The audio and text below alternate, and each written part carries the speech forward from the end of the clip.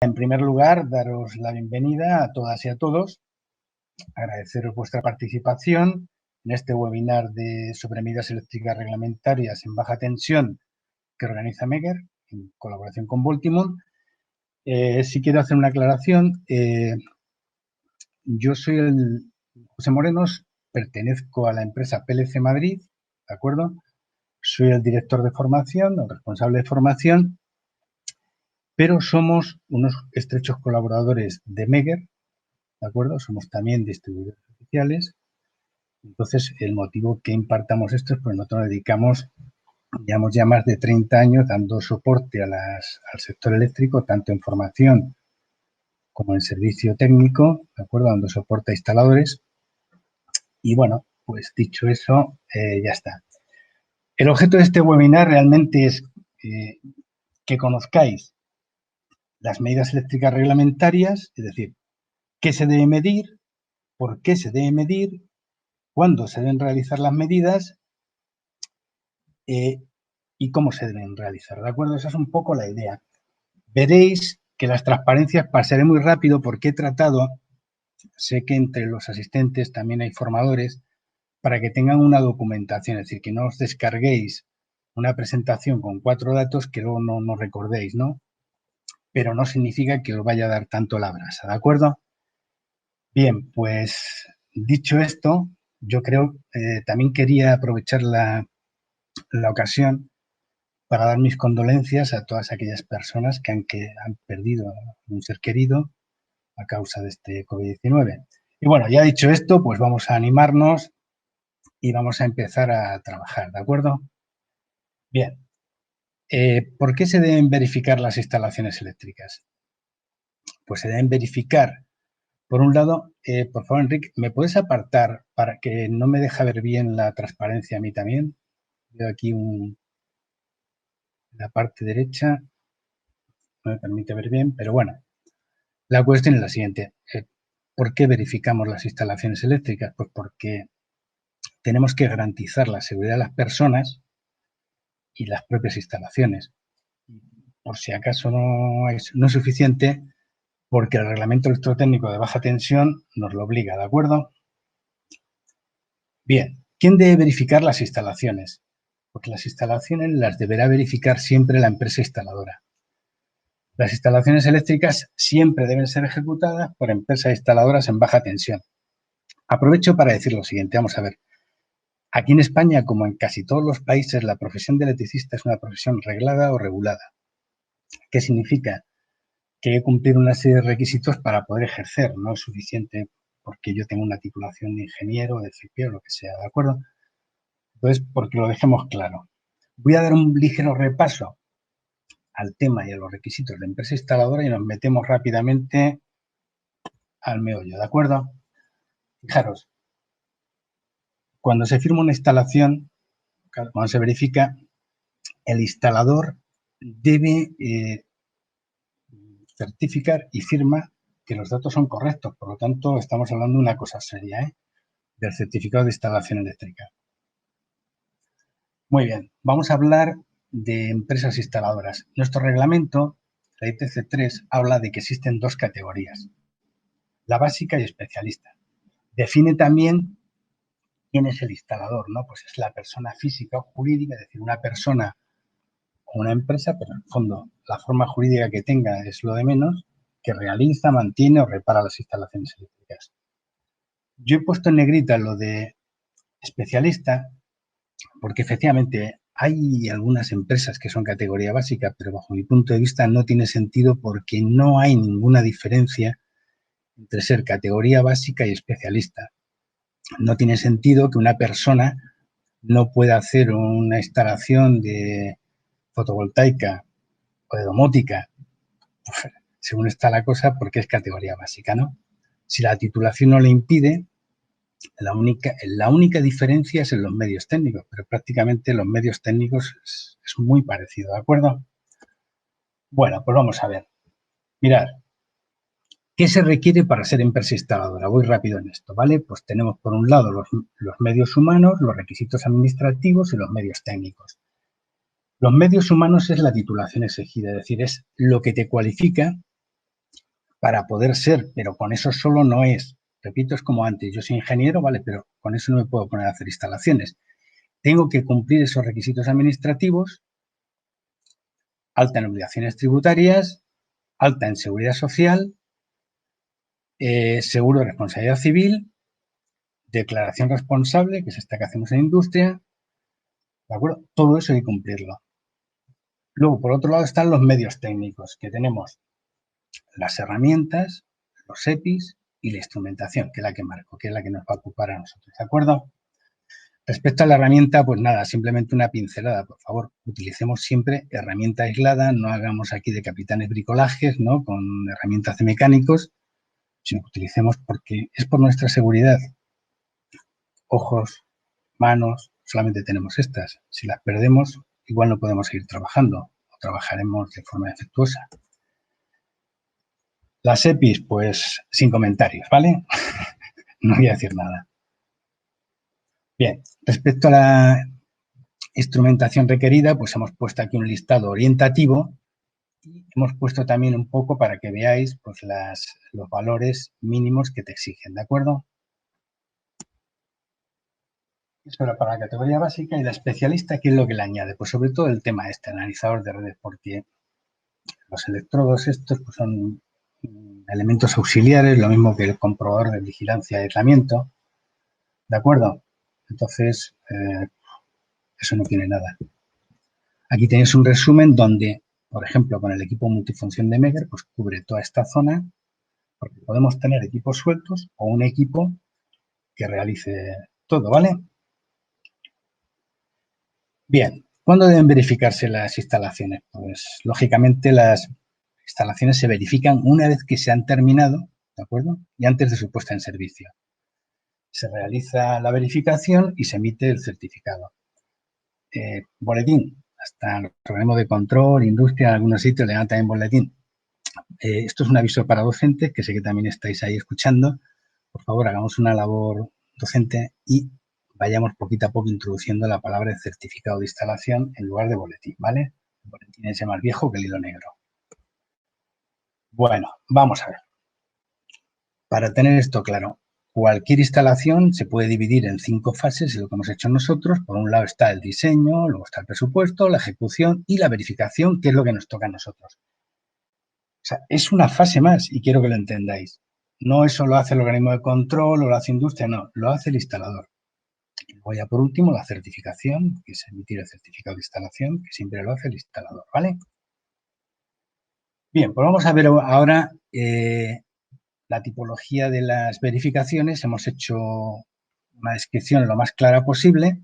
Tenemos por un lado, cuando son por examen visual, ¿en qué consiste el examen visual? Pues vas a hacer el repaso de la instalación y ves que hay cables de tierra que no están conectados, que se han equivocado los cables en lugar del fase por el neutro, que las conexiones son defectuosas. Eso es un poco lo que es un examen visual, inclusive, y está dentro, repasar esquemas o documentación técnica de la obra, ¿vale? O sea, eso está dentro de la inspección visual, ver que se cumple. Luego tenemos por otro lado lo que son pruebas o ensayos, que por un lado están las pruebas de seguridad y las pruebas de funcionamiento, y las pruebas de instrumentación, que es la que vamos a utilizar nosotros. ¿Qué son las pruebas de seguridad? Pues son estas que necesitamos hacer, por ejemplo, alumbrado de emergencia. Venga, pues vamos a ver que efectivamente lo hemos montado y funciona. Grupo electrógeno, todo lo que tiene así probar. Las pruebas de funcionamiento son cosas sencillas. Es que cumple de acuerdo al diseño, es decir, has montado unas conmutadas, funciona, un interruptor y ver que funciona. Pero lo que de verdad importa es las pruebas con instrumentación, que es lo que nos ocupa a nosotros hoy, ¿de acuerdo? Venga, pues vamos a eso. Nosotros lo que hemos hecho ha sido dividir en 2 grupos al hacer las verificaciones. Pruebas sin tensión y pruebas con tensión. Cuando veis este simbolito es que significa sin tensión y esta es con tensión. Pero lo vamos a ver en la siguiente transparencia. Mirad, con tensión es la medida de impedancia de bucle y la de defecto. La prueba de diferenciales, la secuencia de fases y la corriente de fuga. Sin tensión, pues la medida de continuidad del conductor de protección, la medida de resistencia de tierra y la medida de aislamiento.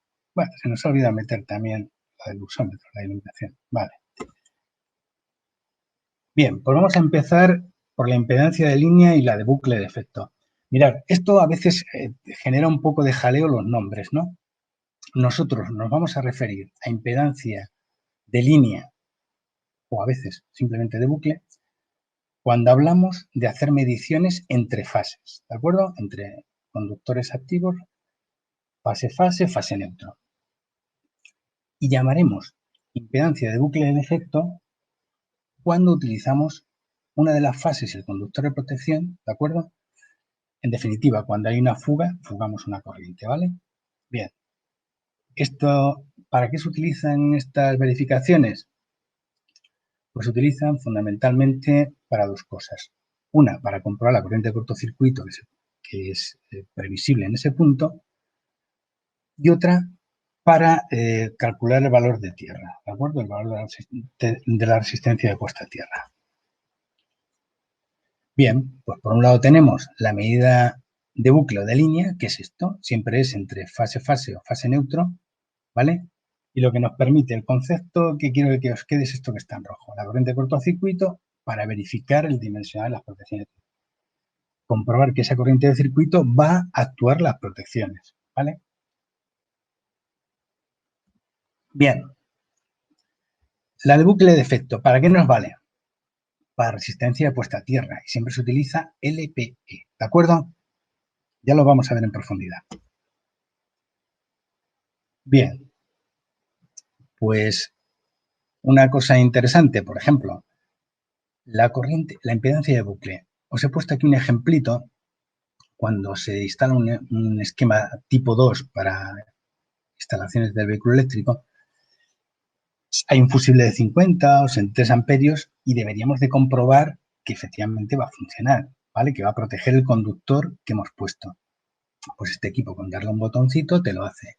Es una prueba para que comprobéis la eficacia, ¿no? de la instrumentación. La instrumentación es como un alicate, es decir, es herramienta. Lo que tenemos que hacer es conocerla y manejarla. ¿No manejamos el alicate? Pues conocer la instrumentación. Es necesario, ¿vale?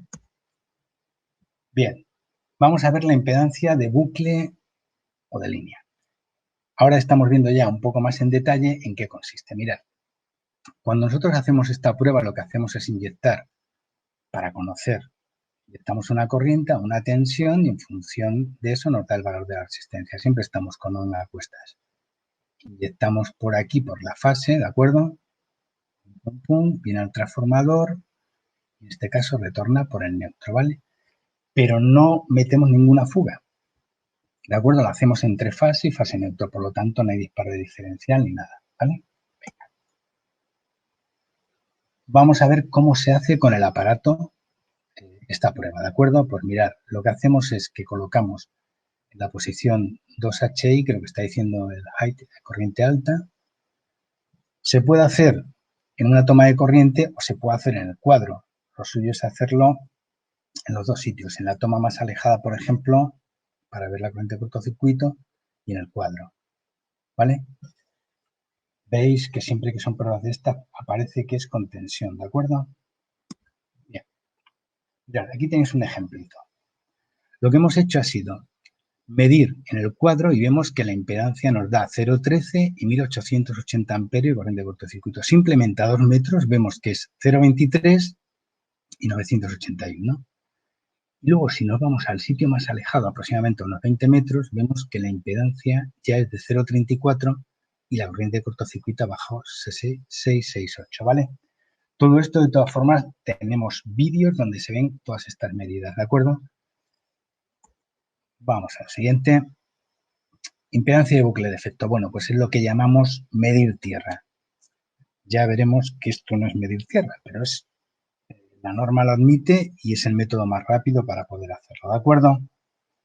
¿En qué consiste el fundamento? Pues el fundamento es igual que el otro, inyectamos una corriente, hemos puesto en este caso unas flechitas para que veáis que hemos metido una corriente por aquí, circula de nuestro punto de puesta a tierra al del centro de transformación, estamos hablando siempre en este caso un sistema TT, ¿vale? Entonces lo que hacemos es que viene por aquí y luego vuelve por la fase y viene aquí y hace sus cálculos exactamente igual, ¿vale? Pero esto lo que hace es que, primero, con esta prueba no se dispara el diferencial, ¿vale? Y podemos comprobar un valor bastante aproximado de tierra. ¿Que el valor es bueno? Pues lo dejamos y ya está. Si no, pues debemos investigar dónde están las causas, ¿vale? Pero recuerdo, ahora, aquí siempre es entre un conductor activo y el de protección, ¿vale? Bueno, aquí os pongo un pequeño resumen de los métodos de medición para que lo tengamos claro, sobre todo quien tenga este equipo, pero tenga este o tenga otro, la esencia es siempre la misma. Es decir, tenemos tres procedimientos, hay equipos que solo tienen dos. El modo 3LO lo que está diciendo es que son tres cables que se inyectan muy poquita corriente para que no dispare el diferencial. Normalmente no provoca disparo diferencial, pero ojo al parche. Si yo ya tengo fugas en mi instalación y le añado una más, imaginaos que había 12 miliamperios. Yo le meto una corriente muy pequeña, ¿no? A lo mejor 10 milis, pero ya son 22, puede disparar el diferencial, ¿de acuerdo? Es lo que os quiero decir. En esos casos, ¿qué se hace? Pues cogemos los interruptores que están aguas abajo del diferencial, los bajamos y probamos exclusivamente el diferencial, ¿de acuerdo? Esa es un poco la idea. Bien, el 2 height, el HI esta prueba es más fiable que la otra, pues porque inyecta una corriente mayor, pero dispararía el diferencial, por lo tanto se debe hacer aguas arriba al diferencial. Y luego el método 2LO lo que hace es, para aquellas instalaciones en sitios antiguos y tal, que funcionan a dos fases y no tiene neutro, hay equipos que se quedan colgados y dicen, ¿ahora qué hago? Que no tengo la referencia del neutro, ¿no? Pues este equipo lo hace y lo puedes hacer en el cuadro o lo puedes hacer en cualquier enchufe. Es también una corriente pequeña y no va a disparar. Es muy rápida la prueba. Bien, vamos a ver a nivel práctico cómo se hace con el equipo. Pues directamente lo metemos en el enchufito, le damos y probamos. Veréis que además este equipo tiene un método patentado por Megger, que es una prueba de confianza que lo que hace es que va midiendo por ver si hay ruidos y tal. O sea, está bastante bien, la verdad es que es una pasada. Bien, este no provoca, importante, no provoca el diferencial y a priori, si el valor es bueno, nos permite calcular el valor de la puesta a tierra y la posible corriente de cortocircuito en ese punto con relación a tierra, ¿vale? Lo veis en el cuadro, ahí y ya está. Venga, vamos a la siguiente. Pues mirad, ahora tenemos el método 2HI, que si os dais cuenta en este dibujo, sí está por delante, o sea, aguas arriba del diferencial. Y nos hace lo mismo. Esta prueba ya he dicho que es más fiable porque inyecta una corriente y por lo tanto afectan menos los ruidos que puedan haber en la red. ¿De acuerdo? Bueno, aquí tenemos el método este que os comentaba, el 2LO, que es exactamente igual, pero es para instalaciones antiguas, de estas que llevan dos fases, y lo pruebo igual. Cojo una fase y tierra y lo pruebo exactamente igual, ¿vale? O bien en enchufe o bien en el cuadro. No dispara tampoco porque es una corriente baja, ¿vale? Bien, vamos a más cosas. Si os fijáis, todas las medidas están relacionadas. Es decir, hemos estado viendo ahora la impedancia para calcular la tierra, tal. Ahora vamos a ver los diferenciales. Los diferenciales están muy estrechamente relacionados con la falta de aislamiento, con la resistencia de tierra. Es decir, todas las medidas están relacionadas entre sí, ¿de acuerdo? Bueno, vamos a ver. Para hacer en las pruebas de diferenciales se hacen, ¿cuál es el motivo? Pues lo de siempre, asegurar a las personas y ver que los equipos funcionan correctamente, ¿de acuerdo? Que cumplen normas. Los valores que tenemos importantes y que no quiero que recordéis son estos que tenemos en rojito, ¿vale? La tensión de contacto, el tiempo de disparo, la corriente de disparo y el valor de la resistencia de puesta a tierra, ¿de acuerdo? Porque está todo muy relacionado. Vamos a ir viendo. Mirad, la tensión de contacto es la tensión a la que se puede surgir en un momento determinado. Voy a poner la siguiente, que estaba aquí, para que lo veáis mejor, ¿de acuerdo? sobre el tema de la tensión de contacto. Se le puede llamar UC o USUL, cada equipo le llama como quiere, pero en definitiva de lo que se trata es lo siguiente. Si hay una falta de aislamiento, ¿de acuerdo? Esa corriente va a circular por tierra y también si hay alguien que está aquí, pues tocará. Esa es la tensión de contacto, ¿de acuerdo? Esto que va de aquí a aquí. Es para que lo tengamos claro, ¿vale? Y ahora venimos aquí y cuando hacemos para la tensión de contacto, aquí en España nosotros los valores máximos son 50 voltios en emplazamientos secos y 24 en los demás casos. ¿Qué son los demás casos? Los demás casos son las zonas húmedas, hospitales, alumbrados públicos, instalaciones profesionales de obra, inclusive en viviendas, cocinas y baños o terrazas. Es decir, siempre debemos coger el caso más desfavorable. Si es 24 voltios, pues tomamos 24 voltios, que estará más seguro que 50, ¿de acuerdo? Siempre que haya una zona dentro de una instalación que puede ser húmeda, mojada o local conductor, a todo se le aplica eso, ¿de acuerdo? Bien, pues cuando hacemos la prueba a la mitad de la intensidad, en ese momento el equipo mide la tensión de contacto en la instalación. Si el valor es alto, te dice que verde las han secado, que no hace la prueba, ¿de acuerdo? Por lo tanto, y si no, pues te dice la tensión de contacto. En este caso nos está indicando 0 voltios, pero pueden ser 1, 3, 2, ¿vale? Y aquí en el equipo nos dice eso. Bueno, esto no tiene mucha importancia. Esto lo hemos explicado. Os he dejado muy documentado para que luego reviséis, porque realmente el tiempo que tenemos es escaso y hay mucho que ver, ¿vale? Bien, vamos a ver. Ahora viene el tiempo de disparo. Pues el tiempo de disparo es el tiempo que tarda el diferencial en desconectar a partir de que detecta una corriente de fuga. Mirad, existen unos valores, que son, esto lo marca la norma, ¿vale? Los tiempos de disparo en función de eso, para cada caso, ¿de acuerdo? Aquí tenemos cuando la prueba se hace por 1, por 2 y por 5, ¿vale? Lo vamos a ver ahora, o sea que no hay problema. Importante, recordatorio, tipo de diferenciales, el AC, que es el normal, el A, el que la gente llama pues superinmunizado, el B, los de corriente continua, le importa mucho para el tema del vehículo eléctrico, y tiene unos márgenes de disparo. Hemos puesto un ejemplo, un diferencial de 30 milis, pues a 0,5, que serían 15 milis, no debe disparar esta zona de seguridad. Hasta ahí. Esto, el I delta 0 es la mitad, ¿vale? Y a 30 milis, que es su intensidad nominal, dispara. Pero esta zona de incertidumbre realmente no sabemos si va a disparar a 16 o a 29. ¿De acuerdo? Son márgenes de tolerancia. Bien, corriente de disparo. Es la corriente diferencial más baja que provoca el disparo, el diferencial. Mira, los hemos puesto porque esta es la prueba de rampa que se llama. Aquí lo que nos dice es qué valor tiene el diferencial. Si yo lo pruebo y salta 18, es que el valor es de 18 milis, ¿vale? No es de 30, aunque ponga 30 en la carcasa. Aquí tenéis también una gráfica que yo creo que es bastante ilustrativa, donde nos marca los márgenes de disparo y en función de la influencia, es decir, si son tipo AC, los A y los B, es decir, como ejemplo, el A está entre 0,5 y su intensidad nominal, ¿vale? Este entre 0,35 y 1,4, pues nos viene aquí. Y no me falta explicarlo, ¿vale? Venga, pues seguimos. El valor de la resistencia de tierra, pues es importante que tengamos un buen valor de resistencia de tierra porque si no nos daría una tensión de contacto alta, ¿vale? Bien. Respecto a las verificaciones, pues debe de ser realizada siempre por una empresa instaladora. ¿Cuándo se debe hacer? Pues cuando se termina la obra, antes de la puesta en servicio.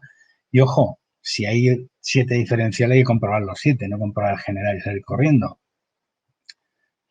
La prueba esta se realiza con tensión, por lo tanto, por favor, hay que llevar cuidado, ¿vale? Porque se tienen que aplicar las condiciones de trabajo con tensión. Nosotros en este caso la vamos a hacer las pruebas con el MCT 1845. Vamos a ver cómo se miden los tiempos de disparo paso a paso. Este es un procedimiento que yo creo que lo hacemos por los docentes y poco más, ¿no? Aunque está bastante bien, lo que hace es que le vamos inyectando a la mitad de la intensidad, nos salta, luego se prueba por 1, por 2 y por 5. Y tiene que estar dentro de estos márgenes. Normalmente están por encima, o sea, no salta mucho antes, ¿vale?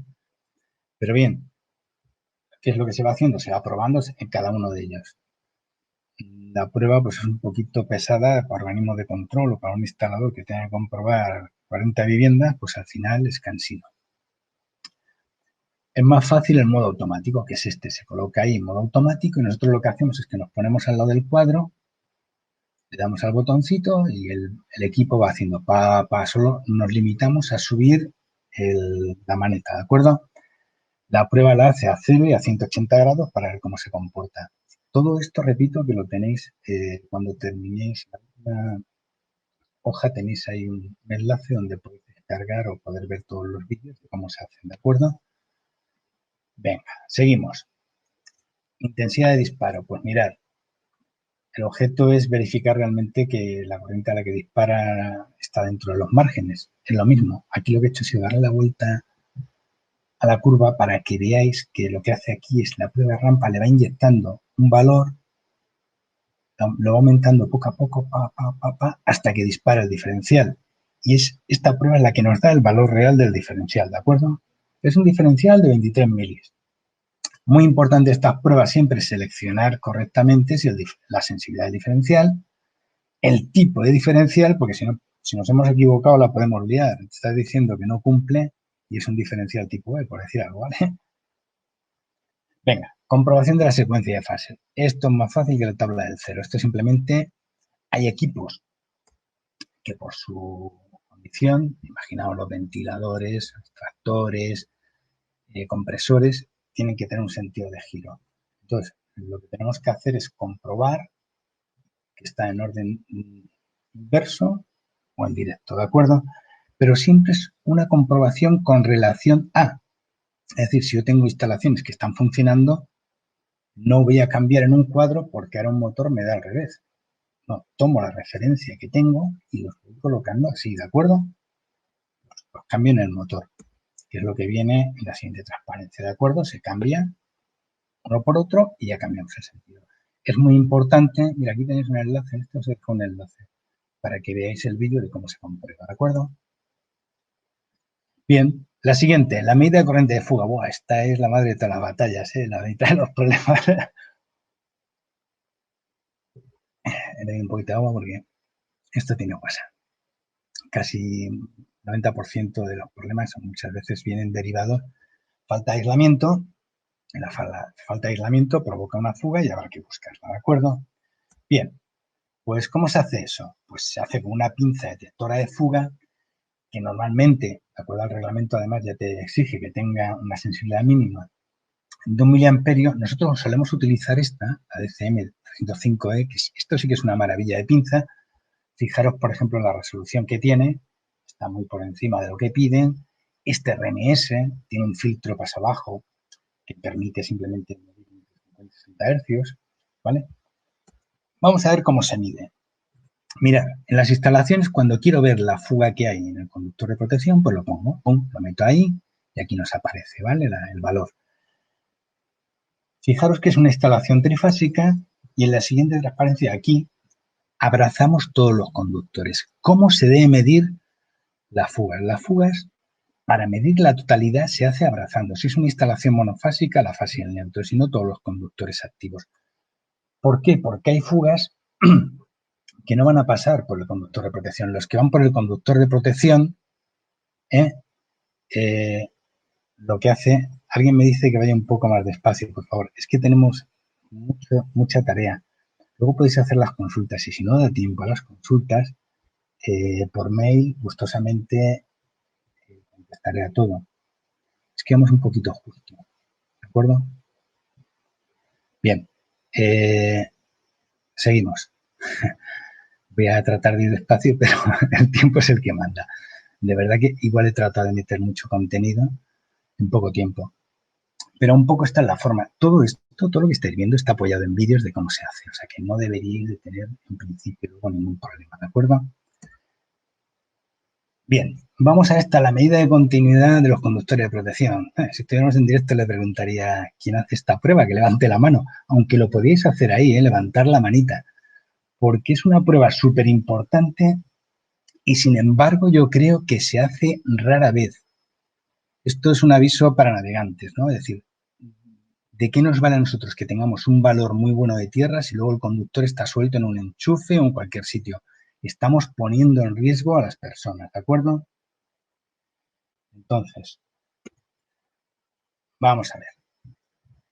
Procedimiento. Bueno, primero, ¿por qué se hace? Es por garantizar la seguridad de las personas, pero yo creo que eso queda claro. En principio no estamos midiendo, pues vale, bueno, hay 3,1, 1,2 o 0,8. No medimos el valor. No, el objetivo no es medir ese valor. Aunque la norma, la 64-6, tiene unos valores recomendados en función de la sección de los conductores y tal, pero creedme que lo que de verdad importa es que garanticemos la seguridad de las personas, ¿vale? A través de las pruebas. Bien, pues vamos a ver cómo se realiza esta prueba, ¿de acuerdo? Para hacer esta prueba, muchas veces hay gente, los capitanes de bricolaje, pues eso nada, y es más, alguno puede ir esté pensando, me cojo un polímetro y tan rico cielo, voy allí, pim pam, y veo que está de un sitio a otro. Bien, ostras, si está en el cuadro y el otro está en el enchufe, ¿qué hago? ¿Un gancheto brazo, lo estiro y voy o qué? Ahora vemos cómo se hace, ¿de acuerdo? Pero tiene importancia utilizar la instrumentación adecuada porque si no hay cosas que no las vamos a poder medir, ¿de acuerdo? Por ejemplo, cuando hay oxidación, malos contactos, hay una cosa que se llama efecto diodo y estos equipos lo hacen por doble polaridad, polaridad inversa, y hacen las pruebas en los dos sentidos. He tachado un polímetro convencional porque vale para muchas cosas, pero no nos va a aportar los 200 milis que tenemos que inyectar, ¿de acuerdo? Bien, pues ojo con esta prueba. Los equipos son la caña, aguantan lo que le echen, pero en ese tipo de naranja, resistencias bajas, es como un ómetro. Si metemos tensión, no lo hemos cepillado, ¿vale? El resto de combinaciones podemos hacer lo que queramos, que no pasa nada. Pero si metes un ómetro en un enchufe, pues yo creo que cualquier profesional sabe lo que hay, ¿no? Eh, por lo tanto, instrumentación adecuada y vamos a ver a los procedimientos cómo lo podemos hacer. Pues mirad, hay uno que es puenteando el conductor de protección, lo puenteamos con la fase con el neutro en el cuadro, veis ese color rojito, y nos vamos a los enchufes y probamos. En la posición naranja le vamos dando, vamos midiendo los valores. Esa es una posibilidad, para no tener que tener un ganchito brazo, ¿vale? La segunda, pues nos podemos fabricar unos artilugios. Nosotros hemos puesto aquí un enchufe que hemos puenteado todo y hemos puesto unos fusibles porque hasta el mejor escribiente echa un borrón, es decir, una falta de confianza, o sea, una sobrada confianza, pues oye, tal, pum, y al final hacemos un corto. ¿Qué es lo que se hace? Sin tensión, interruptor general bajado, y lo que hacemos es que vamos probando los enchufes y en el cuadro hay otra persona y otro se va moviendo por los enchufes o por las tomas de corriente puenteando y se mide el valor. ¿De acuerdo? Bien, otro procedimiento es coger un trozo de cable que nos llegue hasta donde tenga que llegar el punto más alejado, lo extendemos y probamos. En estos casos sí es necesario luego, mediante un botoncito que lleva el equipo, para compensar la resistencia o medirla. Puedes medir con el ómetro resistencias bajas y lo quitas del valor porque hay formularios que aprovecho, al final los tenéis también, os los hemos dejado en nuestra página para que los descarguéis, ¿vale? Los formularios. Bien, vamos a lo siguiente. Medida de resistencia de puesta a tierra. Bueno, pues, en el fondo, ¿por qué se debe medir la resistencia de puesta a tierra? Pues porque lo de siempre, por nuestra seguridad. Está en juego nuestra vida y, cuando digo nuestra vida, la de las personas a las que le hacemos las instalaciones y nosotros cuando lo utilizamos también, ¿no? Entonces, tenemos que garantizar la seguridad de las personas y que las protecciones funcionen correctamente, ¿de acuerdo? Bien, los valores de referencia, porque todo el mundo está, oye, ¿qué valor es el bueno para una toma de tierra? Ya estamos con que la abuela fuma. El reglamento salvo en alumbrado exterior, alumbrado público, que llamamos antes, en la ITC 9, en los demás sitios no da nada de nada.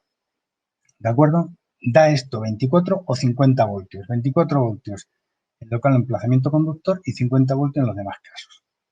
No hay otro valor. ¿Vale? Bien. Pero ahora dice el chispa, ya, pero yo 24 y 50 y eso, ¿cómo puedo? Bueno, pues podía hacerlo con el equipo porque te da el valor.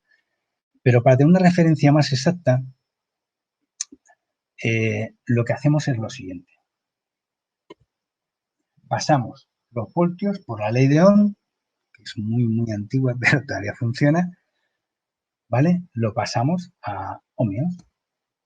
Entonces, vamos a poner un ejemplito.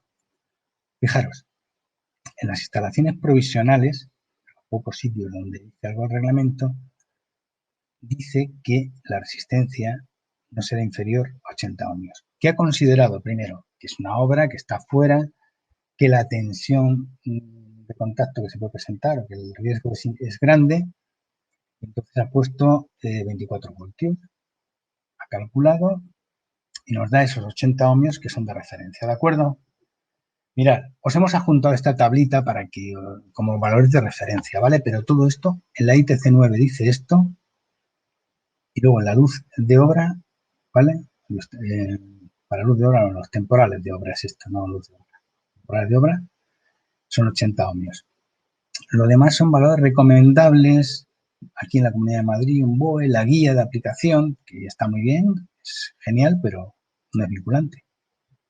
Aquí en la Comunidad de Madrid dice que para las ferias 20 ohmios y el reglamento de infraestructuras, el RIT, que manda 10 ohmios, ¿vale? Bueno, voy a ir un poquito rápido, pero ¿cuándo se van a realizar las mediciones? Pues como siempre. Dice el reglamento que obligatoriamente se debe comprobar la resistencia de tierra por el instalador o, si, bueno, instalador, instaladora, o el director de obras, si en su caso, ¿de acuerdo? Se deben revisar una vez al año, yo creo que esto es lo de siempre también, chocolate del lobo, pero no lo hace nadie, pero es obligatorio, ¿de acuerdo? Lo manda el reglamento. Bien, el equipo que se utiliza es un telerómetro o un equipo multifunción, como vamos a utilizar nosotros, ¿vale? Es muy importante, y ahora os voy a explicar distintos procedimientos, que conozcáis los métodos. ¿Por qué? Porque la idea con esto es que podéis seleccionar el método más apropiado para hacer la medición de tierra, ¿vale? O sea, ahora empezamos con este método. Bien, el método 1 es la medida a 3 hilos, es el método clásico o método de 2 electrodos auxiliares o del 62% o de caída de potencial y es el recomendado por la norma 1, ¿vale? ¿Dónde se hace este? Pues siempre viene muy bien en obras nuevas donde no pasa nada porque desconectemos el puente de comprobación, ¿de acuerdo? Bien, como no vamos a dejar sin servicio a la gente y tal, pues bueno, está bien. Ya cuando las instalaciones están en funcionamiento es otra cosa. Bien, también recordaros que antes de hacer esta medición, por favor, comprobar que el equipo, el día anterior, que el equipo está cargado, o sea, que las baterías están cargadas. Luego, cuando vayamos a hacerlo, no se desconecta el puente y nos ponemos a trabajar. Se hace lo que sea y cuando se va a conectar el equipo, se abre el puente para que dure lo menos posible, porque si está desconectado, si hay una derivación, si hay una fuga de corriente, pues corremos un riesgo, claro. Los usuarios también. Bueno, pues el método clásico, la forma de conectar, esto es más sencillo que la tabla del cero. Cada cable a su color, ¿de acuerdo? No entro en más. Importante a la hora de hacer esto, pues mirad, yo recomiendo que llevemos un bloc de nota, parece una tontería, pero para tomar los valores y luego la herramienta que vamos a necesitar, pues llaves, todo lo que necesitemos para eso y por supuesto los EPIs, ¿vale? Y el procedimiento pues se extiende el electrodo de corriente, el H, lo más posible, el resto de conductores hay que dejarlos desenredados, ¿vale? No se dejan enrollados, que dan problemas. Y importante, siempre en línea recta, ¿de acuerdo? Bueno, vamos a ver. Aquí os hemos puesto la forma de hacerlo, y cómo un poco el fundamento, ¿de acuerdo? Mirad, de lo que se trata es lo siguiente. El equipo inyecta una corriente por el electrodo auxiliar H, se cierra por el electrodo de prueba, observar que el puente está abierto y se cierra por el equipo. Y luego el electrodo S no es que haya tres, es que vamos probando al 62, 72, 59, ¿vale? Para conseguir estos valores. Lo vamos moviendo de un sitio a otro. ¿Qué hacemos con el electrodo S y el E? Pues es como si fuese un voltímetro. Aquí tenemos la corriente y ya vamos sacando la resistencia, ¿de acuerdo? Cuando nos aproximamos al electrodo con S, al E, la resistencia es muy baja. Cuando nos acercamos al H, la resistencia es muy alta. ¿Veis la curva? Bien, el valor debe estar aquí, entre medias. Bien, la pregunta del millón. ¿Y a qué distancia se colocan? Pues mira, os hemos puesto una tablita para que tengáis una orientación. En condiciones normales, la norma lo que dice es que debe ser 6 veces la longitud total del electrodo, pero el electrodo, pues, si es una pica, está chupado, pero si tenemos una malla o un tal, pues se va complicando, pero eso es lo que dice. Para hacer esta medida, se hace la medida y tenemos una tolerancia entre un 2 y un 10%, ¿de acuerdo? Bastante sencillo. Bien, pero hay sitios donde no podemos clavar electrodos auxiliares, entonces, ¿qué hacemos? El mismo procedimiento, pero poniendo unos trapos humedecidos con los electrodos y que estén en contacto. En algunos casos se echa un cubito de agua. Esto está indicado para suelos o pavimentos de hormigón, o sea, cuando hay suelos pavimentados que no puedes, pues lo haces de esta forma. Es un método y da bastante bien, ¿eh? También os decía que se pueden utilizar unas placas de 30%, unos torchetes buenos para que hagan peso, ¿vale? Y nos permita hacer esto. Bien, otro método. Aquí solo utilizamos dos conductores, ¿vale? Bueno, perdón, me he equivocado. Este ya empezamos a ganar dinero. Es el método de los dos electrodos, es la misma instalación que teníamos, pero con una pinza. ¿Qué ocurre? Que aquí, primero, no hay que desconectar el puente auxiliar, ¿de acuerdo? La seguridad es mayor, pues porque no hay que maniobrar por ahí. El tiempo es mucho más rápido, ¿vale? Pero sobre todo la seguridad y no abrir el puente, eso es lo más importante, ¿de acuerdo? Y siempre que ahorramos tiempo, pues ahorramos dinero, ¿de acuerdo? Bien. El método de electrodos auxiliares, ahora lo vamos a hacer, es lo que estábamos viendo, cómo se conexionan, son los dos electrodos que ya los teníamos antes y sin abrir el puente medimos, ¿de acuerdo? Pero es una pinza determinada, ¿vale? Cada equipo tiene la suya, en este caso es la ICLAM. Bien, y esto es lo que decía antes que metió la pata. 2 hilos, voy a medir en un puerto contador, en un sitio donde no puedo medir. ¿Qué es lo que se hace?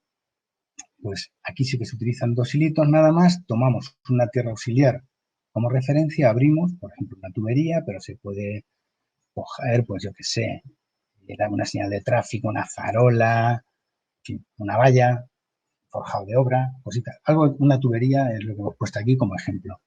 Se cierra a través de esto y medimos. Alguno me preguntará, ¿puedo utilizar el neutro? Pues sí, también. Venga, seguimos. Y empezamos a ganar dinero. Ya no tenemos que abrir nada, sino que dos pinzas, una de tensión y otra de corriente, no tenemos que desconectar el puente, no tenemos que hacer nada. Muy poquito tiempo, este es el procedimiento. Pero esto solamente vale para redes malladas o con multielectrodo, ¿de acuerdo? Bien, vamos ahora a ver el método con una pinza nada más, ¿vale? Este es lo mismo. Se utiliza solo cuando hay multielectrodos, ¿vale? Pero este aquí, este sí que mola porque es muy rápido, ¿de acuerdo? Se utiliza una pinza, se hace pasar el cable, se mide, podemos medir eso y además de la resistencia también podemos medir la corriente que está pasando, ¿no? Está muy bien. El fundamento es muy rápido, ya sé qué tal, pero la cuestión es que hay una... ¿Has visto antes que había dos pinzas? Pues una es esta, que es la de tensión, y otra que es la de corriente. Este genera un flujo, una tensión, y el otro la amplifica y mide. Esa es la idea. Pero siempre fijaros, que haya bucle, es decir, tiene que estar cerrado por algún sitio, ¿no? Cuando hay multielectrodos. Para una pica esto no te vale, ¿de acuerdo? Aquí que estamos midiendo, tengo una resistencia con este, pero tengo en serie, este es el electrodo, pero Lo tengo cerrado por aquí, ¿de acuerdo? Bien, para evitar problemas, corrientes parasitarias y tal, utilizo una frecuencia de 1390 Hz, ¿vale? Y repito, siempre que sean multielectrodos, ¿vale? Más cositas, pues esta pinza es la caña, tiene una resolución, por ejemplo, entre 10 y 99 ohmios, que puede estar las tierras normales, está de 0 un ohmio, ¿no? Yo creo que es muy buena. Vamos a ver un ejemplo rápido, que por ejemplo para la gente que trabaja en alumbrados públicos, en torretas, en donde haya multitud de electrodos, es muy cómodo porque lo que te hace es que te está midiendo el valor de cada pica, ¿vale? Por ejemplo, esta que está un poco más oxidadita, pues nos da 28, ¿vale? Vamos a ver un poco el fundamento. Esto se lo ha currado aquí de maravilla Rubén, ha hecho un dibujito precioso para que se entienda bien. Nosotros tenemos los electrodos y hemos puesto la resistencia equivalente ahí. Cuando yo mido este electrodo, lo que estoy haciendo es medir la resistencia equivalente de todas estas más la suma de esto. Aquí tienes un ejemplito. Por lo tanto, fijaros, cuanto más electrodos hay, la resistencia, es decir, la idea es que la R, la resistencia combinada, sea lo más baja posible. Aquí, como tenemos solamente 6 resistencias, al medir, nos mide 5,69 y aquí 5,17. El valor siempre es el mismo, 4,7. Esa diferencia es precisamente por el número de electrodos, ¿vale?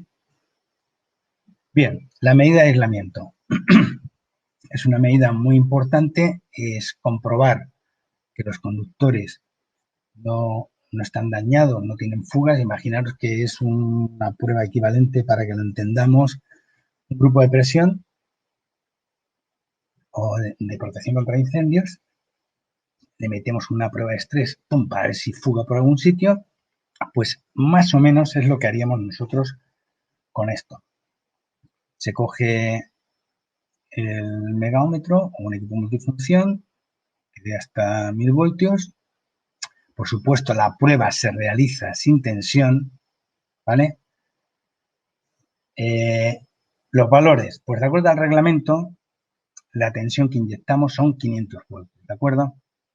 Y el valor mínimo que me tiene que dar es 0,5, pero vamos, repito, esto es un poco conflictivo, pero si ahí me dieron instalación 0,5 y es pequeñita, me lo haría de mirar, ¿vale? O sea, no me conformaría, buscaría la avería. Bien, ¿cómo se hace? Pues lo primero, el interruptor general se baja y para que nadie meta la pata, ponemos un bloqueador, sobre todo si hay varios cuadros, ¿no? Y si es posible, por este agujerito que hay aquí, luego le metemos un candadito, ¿vale? Porque es muy importante bloquear. Bien, los conductores deben estar aislados de tierra. Importante, porque si no nos falsearán las medidas.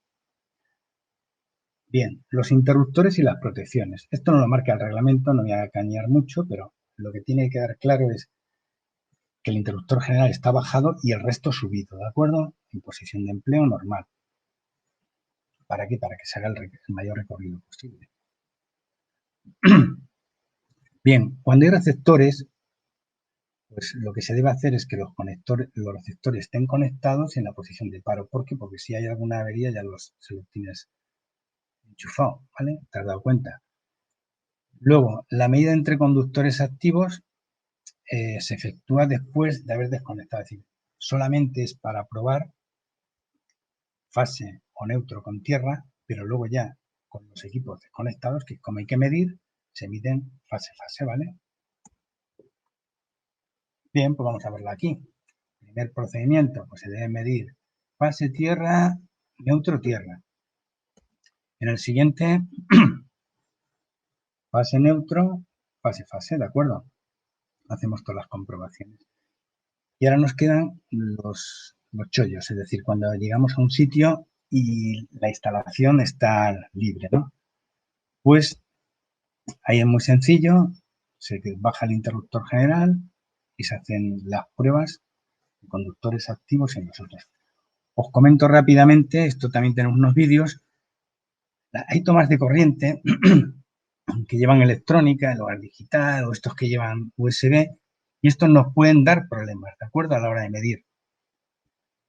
Por lo tanto, hay que llevar cuidado porque nos falseará el valor. Y otra cosa que nos puede falsear el valor son los protectores contra sobretensiones, tanto los temporales como los permanentes, ¿vale? Si no lo tenemos en cuenta, nos darán fallos. Bien, pues por último, también hay que medir la iluminancia, sobre todo en locales públicos. Os hemos puesto aquí unos valores de referencia y también pues, unas cosillas para que tengáis esto de iluminación interior, ¿de acuerdo? Bien, fijaros, ya termino. Hay unos formularios que los tenemos en la página web, en el enlace que tenemos a continuación, para que podáis hacer estas medidas, porque aquí viene cada comunidad, hay comunidades que se lo toman en serio la seguridad y acompañan con el certificado un formulario de quién ha hecho la medida y los valores, ¿vale? Eso ya depende de las comunidades. Y por mi parte, daros las gracias. Os recuerdo que aquí en este enlace podréis descargaros el manual técnico de medidas eléctricas reglamentarias y los formularios y ver los vídeos para comprender esto, ¿vale? Eh, También os dejamos los vídeos por si queréis, los vídeos que están relacionados, el de la prueba de tiempo de disparo paso a paso, el modo automático, la prueba de tiempo de disparo de rampa, para que veáis cómo se hace, ¿de acuerdo? Y de las pinzas pues también nos dejamos unas cosillas, ¿vale? Os dejo una oferta por si a alguien le interesa sobre este kit de RBT para instaladores, ¿de acuerdo? También os dejamos un poquito de información por si queréis un enlace sobre nuestro servicio de gestión de instalador, que es un servicio que damos a nivel nacional para todos los profesionales de la electricidad, ¿de acuerdo? Y recordaros que PLC Madrid dispone de tanto de cursos online como cursos presenciales, siempre en el ámbito de la electricidad, ¿de acuerdo? Pues nada, lo dicho, no braseo más. Muchísimas gracias. Ha sido un verdadero placer estar con vosotros. Hasta la próxima.